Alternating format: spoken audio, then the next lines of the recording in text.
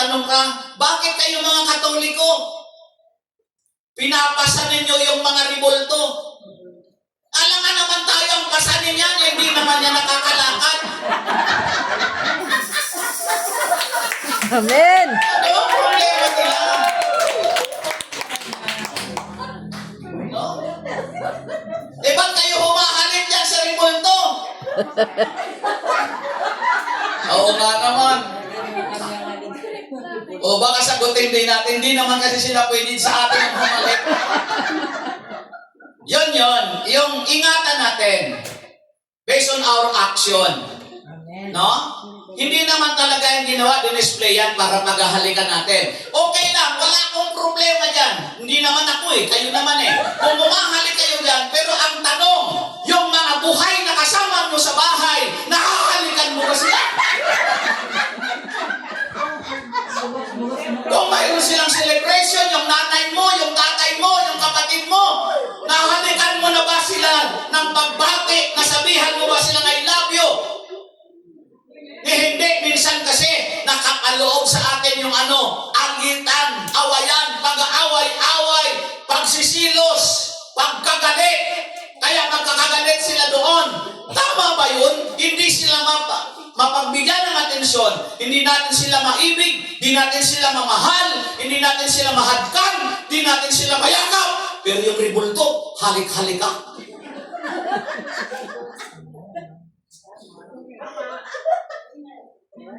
That is how to overcome the flesh. Mga kapatid sa Panginoon. Amen po? Amen. Sa amin nga, alam mo sa barangay, sa baryo ko, sa baryo ng ama ko, Uwas, Albay. Ang bayan na yan, galing diyan ang mga priesthood. 70% ng priesthood. Bayan yan. Hindi diyan pinahintulutan ng sinihan. Wala diyan sa bayan na yan dati ng bear houses. Hindi allow. Grabe ka, religious town, mga kapatid. Ako ilan ang kamag-anak kong kaparian, mga anim. No? Buti na lang ako, hindi talaga ako nakapagtuloy ng pari. Ay, hindi pala mabuti. Hindi lang talaga ako pinalad makapagpatuloy. Kasi itong mga kapatid kong mga babae, nung nagsakristan ako, panay sila discourage. Sa guwapo mong yan, magpapari na. Bakit may question ba kayo? Ang ganyan ang reaction niyo. Hindi kayo makapaniwala, kanon? Sabi nila sa akin, dinidiscuss, huwag kang magpari. Kapogi mong yan, magpapari. Parang napaka-baby face ko talaga, noon pa man. Amen po. O, din, napaimin din kayo. Kaya yun, diniscourage nila ako. Pero sa isip-isip ko, bakit naman, ano naman ang problema? May magaganda nga rin naman ng mga madre. Diba? Mga pare talaga, mga lingkod ng Diyos. Magaganda yung lalaki. Tingnan, amen po. Ewan ko ba kung bakit sa pagdating sa paglilingkod sa Diyos, iba yung kanilang mga pagtingin. Kaya hindi ako napagpatuloy. Pero naordinan din ako, padre. Padre de pamilya. So yun, mga kapatid sa Panginoon. So, pagkapuot, pag-aaway-away, pagsisilos, pagkagalit, kasakiman, greed. Ano pang ibang terminology ng kasakiman? Suapang, ganit, gahaman, pagkakampi-kampi, yan ang mga gawa ng tao laban sa Diyos. Pagkakabahabahagi, pagkagalit, pagpatay, paglalasing.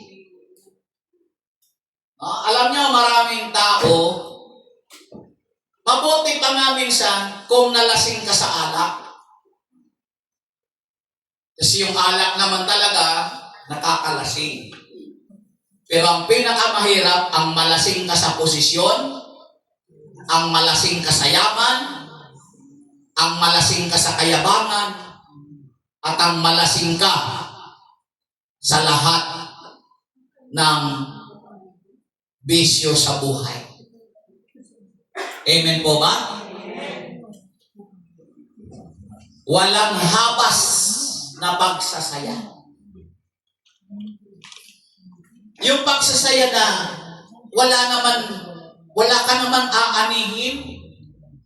Yung pagsasaya na, yung worldly na pagsasaya na, pinalitan mo pa yung gawain ng Diyos, yung fellowship ng Diyos. Mas inuna po ba yun? Kasi yun ang gusto mong nagpapaligaya sa iyo. At kung wala doon sa lahat na binanggit ko yun, wala tayo doon, wala ka doon ni isa, nakalaya ka na. Pero baka nandun ka sa iba pang katulad nito. Kung hindi ko nabanggit doon, baka nandoon sa katulad nito. Ano yun? Hindi ko na alam yun. Nandyan pa ho ba kayo? So, malinaw po sa atin ngayon na ito ang mga kailangang mapagtagumpayan natin, ang mga gawa ng laman. The work of the flesh. Kaya kung umiiral pa yan sa atin sa buhay natin, yung verse 19 to 21 na yan, mga kapatid, sa Panginoon. Yan yung kinakailangan nating mapagtagumpayan. Now, how to overcome the work of the flesh? Sino gusto mapagtagumpayan yan? Hindi ba? Saglit lang.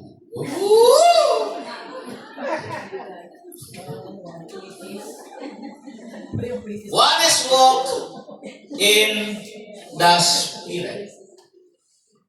Lumakad tayo, mamuhay tayo ayon sa banal na Espiritu. Kaya napansin nyo, capital letter S, Spirit.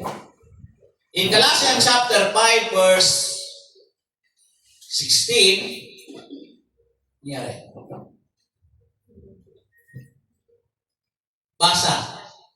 Sinasabi ko sa inyo, mamuhay kayo ayon sa Espiritu at hindi ninyo pagbibigyan ang mga pagnanasa ng laman. So mamuhay tayo ayon sa Espiritu. Pag nagkagayon, mga kapatid, ang sinasabi ni Pablo sa mga taga-Galatian at sa taga-Macau, mamuhay kayo ayon sa Espiritu at hindi ninyo pagbibigyan ang mga pagnanasa ng laman. Pagbabad ka sa kapangyarihan ng Diyos, kahit gustong-gusto mo yun gawin, yung tinalakay natin, hindi mo magagawa. Bakit? Ililid ka ng kapangyarihan ng banal na Espiritu. Bahala ka, mga kapatid. Na yung banal na Espiritu, pakilusin natin. Kaya nga yung BCM, yung Basic Christian Maturity, tinalakay natin ito after the baptism in the Holy Spirit. Doon sa Catholic Life in the Spirit Seminar, dahil yun ang ating sandigan, ang pagkilos ng banal na Espiritu. At umuunlad yung presence ni Lord the moment that you always pray to Him. Kahit sa konting kibot nananalangin ka, sa anumang ginagawa mo nanalangin ka, sa araw-araw nananalangin ka, hindi ka iiwan at lulubayan ng banal na Espiritu. Pero kung wala ka ng panalangin sa buhay mo, bagsak, mahina ka. Amen ba? Amen.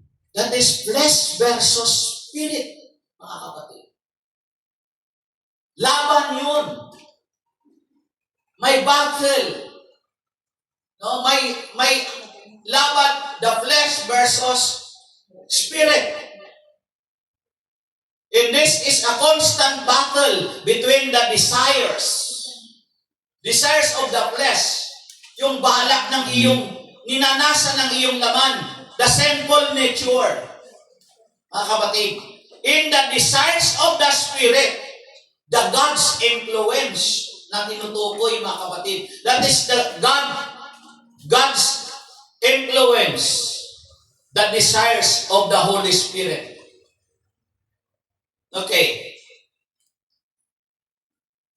The flesh, weakness. While the Spirit is willing, the flesh is weak. Gustong-gusto ng Espiritu tumulong. No? Pero mahina yung katawan. Minsan, si Jesus, nung malapit na siyang ulihin, isinama niya si Pedro, si Santiago at si Juan. Pumunta sila doon sa Garden of Gethsemane.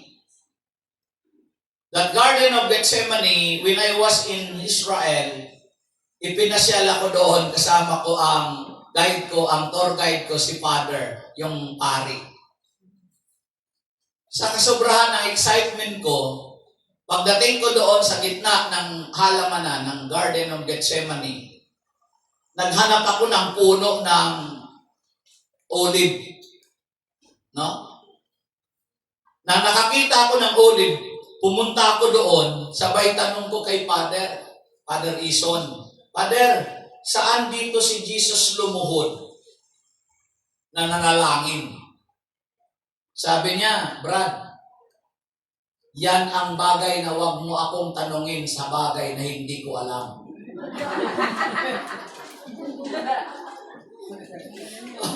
O ba naman, sa lawak pala naman yun.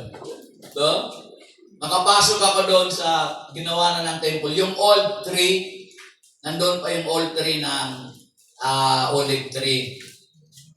Nang si Lord manalangin doon, iniwan niya yung kanyang 3 alagad sa di kalayuan. Siya lang ang pumunta doon na nalangin. Nung mananalangin na siya doon, pagkatapos niyang manalangin, binalikan niyang 3 niyang alagad nang dinatngan niya sila ay tulog. Hinayaan sila ng Panginoon dahil alam niya na sobrang nagdadalamhati yung mga alagad because after the Last Supper, narinig na nila yung pagpapaalam ni Lord. So, nandun yung kanilang pighati, yung kanilang puyat, tagod, tulog sila. Hinayaan sila ng Lord. Kita nyo? Yan yung na-adapt po sa Lord. Pag may mga nakikita ko, tulog sa gawain. Okay lang yan. Alam ko pagod yan at alam ko puyat yan kasi wala namang natutulog na hindi puyat. Maliban lang yung mga nagtutulog-tulugan. Okay lang yan. Pero yung pagsimula ko hanggang matapos, tulog ka. Ay, hindi na okay yan.